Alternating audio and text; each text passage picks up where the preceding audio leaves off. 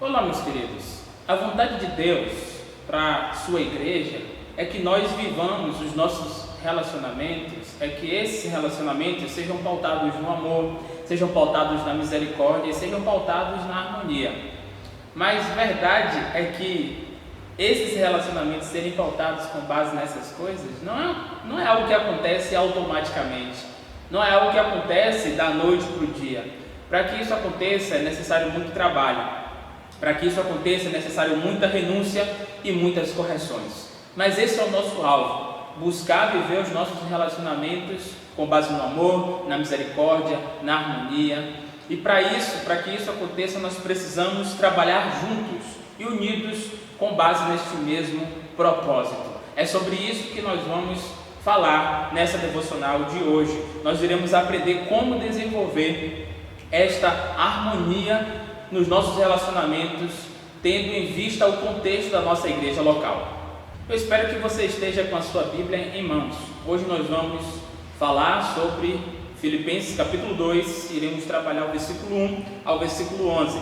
Nesse texto que nós iremos abordar, Paulo deixa de falar sobre problemas externos que a igreja pode enfrentar e começa a trazer as implicações práticas sobre problemas internos, problemas que nós vivenciamos dentro da nossa igreja. O que ameaçava a unidade da igreja de Filipos era divisões e contendas que estavam presentes entre os membros da igreja. E nessa manhã nós vamos falar de 3 elementos que nos ajudam a viver em harmonia e em união uns com os outros. O primeiro elemento que nos ajuda a viver em harmonia uns com os outros, de acordo com Filipenses, são os pré-requisitos. Atente comigo ao versículo 1. Se após alguma exortação em Cristo, alguma consolação de amor, alguma comunhão do Espírito, se há entranhados afetos e misericórdias, Paulo está aqui listando uma série de pré-requisitos necessários para que nós vivamos em harmonia. Ele diz, exortação em Cristo, ou seja, encorajamento, conforto, se há alguma consolação de amor, consolo que é oferecido a alguém que está precisando naquele momento, se há alguma comunhão do Espírito, se há comunhão espiritual, se há comunhão de espírito entre os irmãos, se há entranhados afetos e misericórdia. Essa palavra aqui, entranhados, significa vísceras, intestino. O apóstolo então está citando sentimentos profundos e íntimos da vida de cada um de nós. Ele está falando sobre os afetos mais profundos entre os irmãos. Então, a harmonia não sugere, a harmonia ela não surge por acaso em nossa comunidade. A harmonia ela não vai acontecer da noite para o dia. A gente não vai dormir e acordar e tudo vai estar em harmonia em nosso meio. O que esse primeiro elemento nos diz é que precisamos ter predisposições a vivermos em harmonia, que nós precisamos viver essas atitudes práticas em nossas vidas para que essa harmonia de fato aconteça. Se você deseja que a harmonia aconteça em nosso meio, precisamos viver essa exortação em Cristo, essa consolação em amor, essa comunhão no Espírito, esses entranhados afetos, esses sentimentos profundos uns com os outros. Não fique esperando de braços cruzados que a união, que a unidade, entre nós aconteça de uma hora para outra. Pratique esses pré-requisitos, pratique atitudes de amor, atitudes de aceitação, atitudes de correção, de repreensão em verdade e em graça e misericórdia. Que Deus nos abençoe. O segundo elemento importante para que nós possamos viver em harmonia uns com os outros é o modo pelo qual nós vamos fazer isso. Já vimos os pré-requisitos, agora veremos o modo. Trataremos então do versículo 2 ao versículo 4. Nesses versículos aqui, Paulo cita pelo menos 3 modos como nós podemos viver em harmonia uns com os outros. O primeiro modo está no versículo 2, onde ele diz o seguinte: completem minha alegria, tendo o mesmo modo de pensar, o mesmo amor, um só espírito e uma só atitude. Então nós podemos viver em harmonia por meio da unidade que deve existir entre nós. Paulo diz que nós devemos ter o mesmo pensamento, a mesma unidade nas opiniões, nos propósitos. Nós devemos ter o mesmo amor, ou seja, quer dizer que o nosso amor seja mútuo entre nós. Não que apenas um ame o outro, mas que ambos se amem mutualmente. Ele diz também que nós devemos ser unidos da nossa alma, ter a união de mente, a união de espírito. Ele diz que nós também devemos ter o mesmo pensamento. Isso significa que nós devemos ser movidos pelas mesmas paixões, que nós devemos ser movidos pelas mesmas motivações. E esse é o primeiro modo, é a primeira forma como nós podemos viver em harmonia uns com os outros, por meio da unidade. Nesse tópico aqui, nesse segundo, nós estamos falando sobre os modos como nós podemos viver em harmonia uns com os outros. O primeiro modo foi por meio da unidade. Esse segundo modo, agora que nós iremos ver, é por meio da humildade.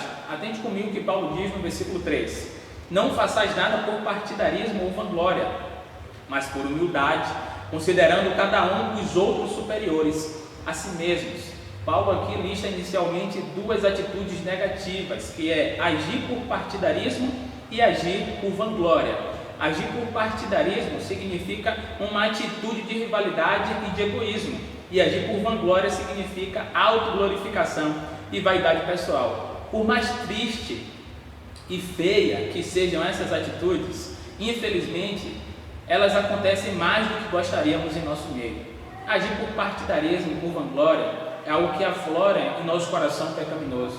Nós somos desafiados por Paulo a não agir dessa forma, mas agir por humildade. Haja por humildade. Humildade significa reconhecer as próprias falhas, reconhecer as próprias limitações, reconhecer as suas fragilidades, é considerar os outros superiores a si mesmos. Essa humildade não significa um sentimento de inferioridade, não significa se achar coitadinho, se achar menos que os outros, mas é reconhecer sim também os dons e talentos que o Senhor nos concedeu, mas além disso é considerar os outros superiores a nós. Como eu disse, isso pode acontecer mais vezes do que gostaríamos em nosso meio. A Bíblia nos convoca a chorar com os que choram, mas também nos diz que nós devemos nos alegrar com aqueles que se alegram. A derrota do outro, a queda do outro, o fracasso do outro irmão é também a nossa queda, a nossa derrota e o nosso fracasso. Mas a alegria do outro, o acerto, a vitória do nosso irmão é também a nossa vitória. Sonde, busque em Deus, por meio da ação do Espírito, sondar o seu coração nessa hora. Peça para que o Senhor faça isso. E diga, pergunte: Deus, quais são as áreas da minha vida que eu tenho agido por vanglória? Quais são as áreas que eu tenho deixado de me alegrar com os acertos dos irmãos, com as vitórias dos irmãos? Quais são as áreas que eu tenho trazido atenção para mim somente?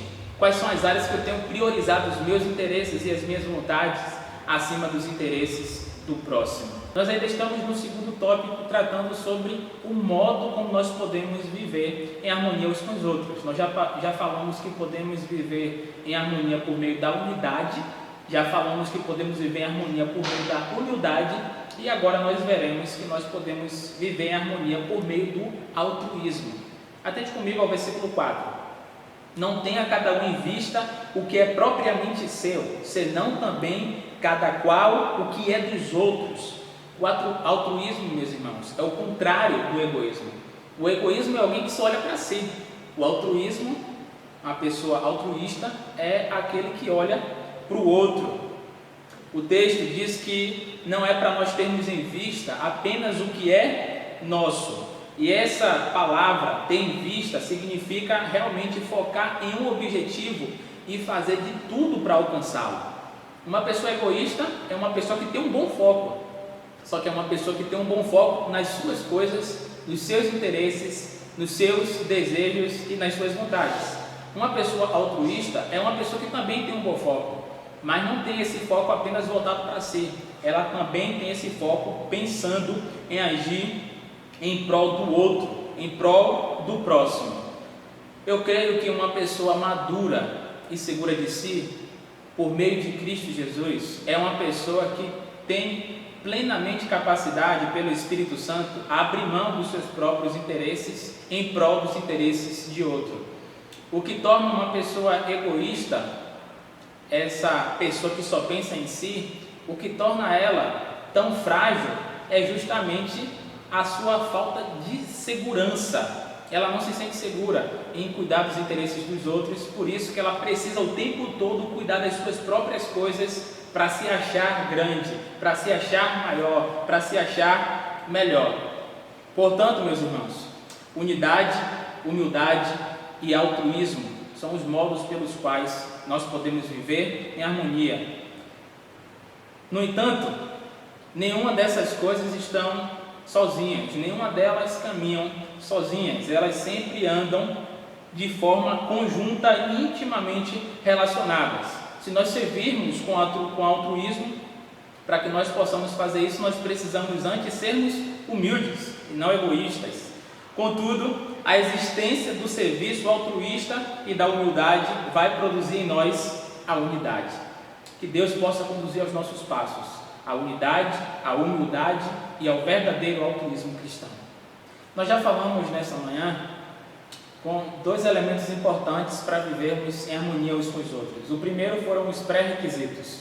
O segundo foram os modos, a forma como nós devemos viver em harmonia. E caminhando para o final, eu gostaria de dizer que não conseguiremos cumprir os pré-requisitos e não conseguiremos executar esses modos para vivermos em harmonia se não tivermos Cristo Jesus.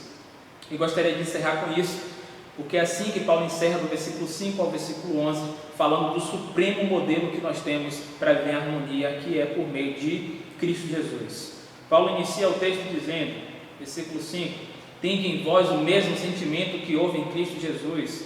Ele diz para nós termos a mesma disposição, a mesma predisposição, a mesma atitude que teve Cristo Jesus. E o que foi que Cristo Jesus nos deixou como supremo modelo para vivermos em harmonia? O texto nos diz no versículo 6 a sua posição original, e o texto diz, pois ele, subsistindo em forma de Deus, não julgou como usurpação o ser igual a Deus. Se existia alguém que poderia reivindicar a sua posição gloriosa, era Jesus. Mas ele, subsistindo em forma de Deus, sendo o próprio Deus, ele não considerou o fato de ser Deus como algo que ele devesse se apegar. Mas o versículo 7 nos diz que antes a si mesmo se esvaziou, assumindo a forma de servo, tornando-se semelhante a homens e reconhecido em figura humana. Ele não se apegou ao fato de ser Deus, ele não reivindicou a autoridade que lhe é devida, mas ele a si mesmo se esvaziou. E essa palavra esvaziamento vem do grego, que significa renunciar, significa abrir mão de uma condição, e foi isso que o nosso Senhor Jesus Cristo fez. Ele abriu mão da sua condição de exaltação para assumir a nossa condição humana. Ele abriu mão da sua condição de exaltação para assumir a posição de servo. E o contraste existente entre o versículo 6 e o versículo 7 é justamente esse. Cristo Jesus, subsistindo em forma de Deus, ele existe em forma de Deus, ele é Deus, mas ele assumiu a forma de servo. E nós, sendo nada por nós mesmos, queremos assumir uma posição de exaltação que não nos pertence. Cristo Jesus é o nosso supremo modelo. Ele abriu mão da forma de Deus para assumir a forma de servo.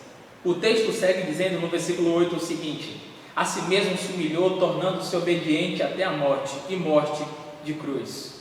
Jesus, além de se esvaziar, ele se humilhou. E essa palavra nos diz que a humilhação que Jesus Cristo passou não foi uma humilhação que lhe foi imposta por outro, mas foi uma humilhação que ele mesmo se predispôs a passar, e ele sofreu as consequências dessa humilhação até o final. A morte diz que ele sofreu as consequências dessa humilhação que ele mesmo designou passar até a morte de cruz. Essa morte era a pior das mortes, a morte mais degradante, a morte mais humilhante. Era a morte que era reservada para os piores e para os mais odiados criminosos daquela época.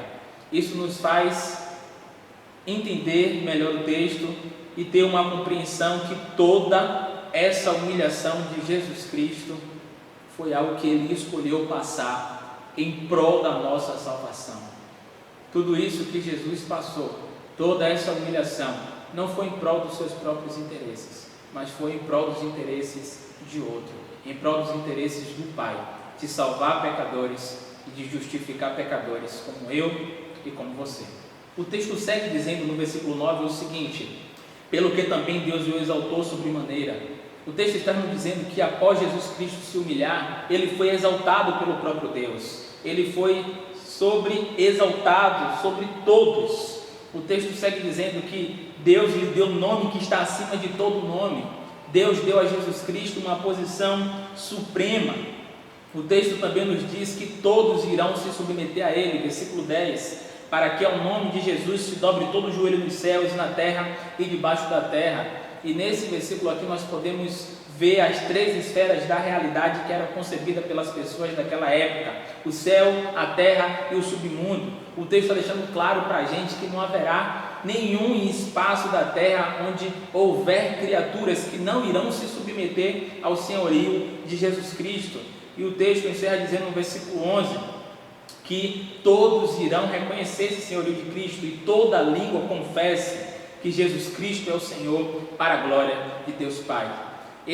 Essa palavra aqui, confessar, significa um reconhecimento público do senhorio de Jesus Cristo. Ele aceitou a humilhação em prol do objetivo de outros, em prol do objetivo do Pai de salvar pecadores, em prol da nossa salvação.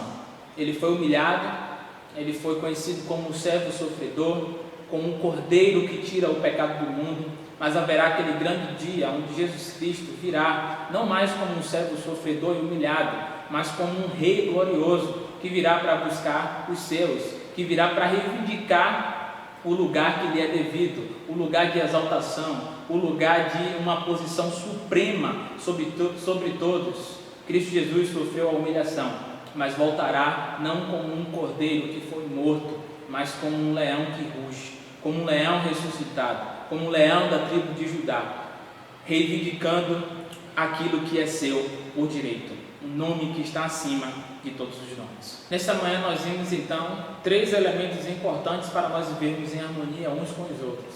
O primeiro elemento foram os pré-requisitos. Eu gostaria de trazer uma aplicação prática para isso. Meus irmãos, pré-requisitos significa predisposição de viver em harmonia. Não fique aguardando a harmonia acontecer. Haja para que essa harmonia aconteça de verdade em nosso meio. O segundo elemento foram os modos, a forma. E nós aprendemos que nós podemos fazer a harmonia acontecer vivendo com base na unidade, na humildade e no altruísmo. Isso significa que nós devemos pautar os interesses do outro, mas acima dos nossos próprios interesses. Nós não devemos ser egoístas. Nesse momento que nós estamos passando, muitas pessoas estão precisando de ajuda. É verdade que basicamente todas as pessoas estão precisando, mas uma outra verdade que esquecemos é que alguns precisam mais do que outros. Eu posso estar precisando, é fato, mas o outro fato que eu não posso esquecer é que existem outras pessoas que estão precisando mais do que eu neste momento. O pouco que nós temos pode ser muito, ou a única coisa que outras pessoas podem ter e não estão tendo nesse momento. Não seja egoísta a ponto disso, seja altruísta, pense no seu próximo que carece também de ajuda, tanto quanto nós. E o terceiro ponto foi o nosso supremo exemplo.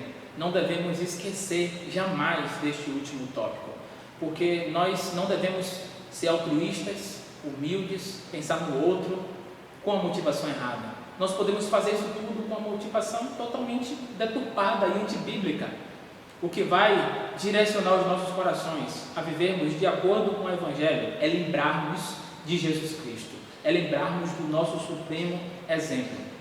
Se existia alguém que poderia reivindicar a posição de exaltação para si, esse alguém era Jesus Cristo, mas ele não fez isso. Ele se humilhou, ele esvaziou a si mesmo e assumiu a forma de servo. Que nós também possamos fazer isso, buscar viver a harmonia uns com os outros, se humilhando e assumindo a forma de servo. Que Deus nos abençoe.